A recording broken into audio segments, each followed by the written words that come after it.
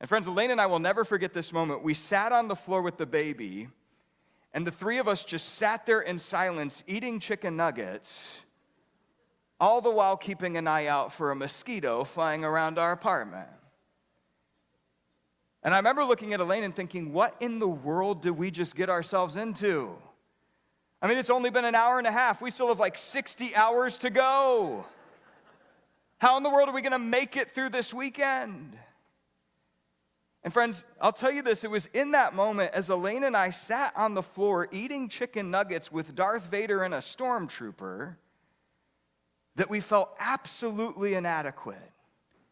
Man, we felt ill-equipped, we felt ill-prepared, we felt all sorts of things, and our thinking was this: hey, if we can't even watch a baby for a few hours, how in the world are we going to be ready to be parents of our own? Now, friends, let me ask you this morning. Wouldn't it be great if you knew how to do something before you did it? In other words, wouldn't it be great if you knew everything about raising a child before you raised a child? Or wouldn't it be great if you knew everything about owning a home before you actually bought a home? Wouldn't it be great if you knew everything about your job before you started your job? Or how about this one? Wouldn't it be great if you knew everything about the place that you were moving to before you moved there? Or wouldn't it be great if you knew how to put together a bookshelf from IKEA with like 600 pieces? Wouldn't it be great if you knew how to put that all together before you bought it? Wouldn't it be great if you knew all the ways that you can manage your money before you started earning your money? Or wouldn't it be great if you knew how to deal with a sickness before you got sick? Wouldn't it be great if you knew the plot of a Hallmark Channel movie before you watched it? Now, that one you can actually know ahead of time. But for the rest of them, the question still remains, hey, what would you do? Wouldn't it be great if you knew how to do something before you actually did it? You see, I think for a lot of us here today, we want to be prepared for the things that we're about to experience in life, don't we? In other words, we want to be ready to handle and to tackle whatever situation may come our way. And you know, one of the reasons why we want to be prepared and ready for things is because as people, we don't like to experience uncertainty. We don't like to experience confusion.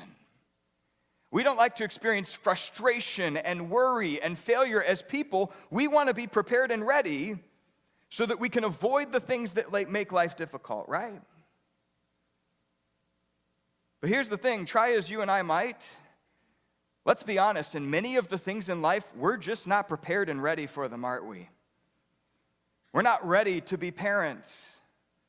We're not ready to be homeowners. We're not ready to be workers. We're not ready to move. We're not ready to fix things. We're not ready to deal with sickness. We're not ready to manage our money. As people, we're just simply not ready for a lot of the things that we experience in life. And friends, because we are by nature sinful and unclean, sometimes when we're not prepared and ready for something, it's like we completely fall apart. Some of us get angry and frustrated and bitter. Some of us become overwhelmed and we freeze and we shut down. Some of us become depressed and sad and hopeless. Some of us, sometimes we just walk away from a situation entirely. But you know what? Here's what we're going to be taking a look at this morning. When life comes at you and you're not ready for it, Scripture reminds us that we don't have to completely fall apart. And the reason we don't have to completely fall apart is because God has given us this wonderful gift of faith.